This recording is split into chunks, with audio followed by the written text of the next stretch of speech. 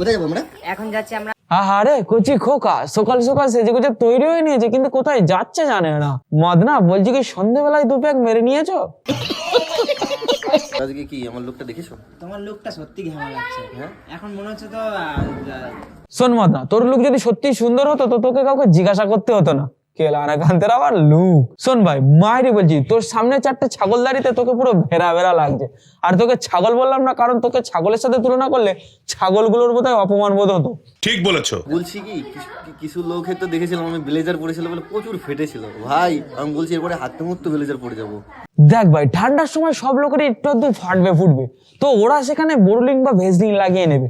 কিন্তু লোকেরা যেভাবে তোদের কমেন্ট বক্সে এসে তোদেরকে চেটে যাচ্ছে দেখে তো মনে হচ্ছে তোদের মনে লাগছে। ওখানে তোরা কিভাবে বোরোলিন বা ভেসলিন লাগাবি? ভাই আমি বলছি এরপরে হাতে মুখ তো ব্লেজার পরে যাবো। তাছাড়া ভাই তোর ব্লেজার না মানে ব্লেজার তুই গুজে নিয়ে হাঁকতে যাবি যা মুততে যাবি যা, কার কি যায় আসে তাতে। আর ভাই শোন, তোকে একটা ফ্রিতে অ্যাডভাইস দিই, তুই ভাই কন্টেন্টার মতন হেগে মুতে ভাই ব্লেজারটা নষ্ট করে দিস না জানো, তাহলে সুমি আর কিন্তু দ্বিতীয়বার কিনে দেবে না তোকে। ঠিক বলেছো। দেখিস আর জ্বলিস। কোনো ক্ষমতা আছে কিনার? ক্ষমতা আছে কিনার? দেখ ভাই ক্ষমতা থাক বা না থাক আমরা কিন্তু শো অফ করতে ভালোবাসি না। আর তাছাড়াও আমরা কারোর পা চেটে বা কারোর বাড়ির চাকরগিরি করে ভাই চ্যানেল দাঁড় করাতে পারি না। খুব দারুণ লজ্জার ব্যাপার।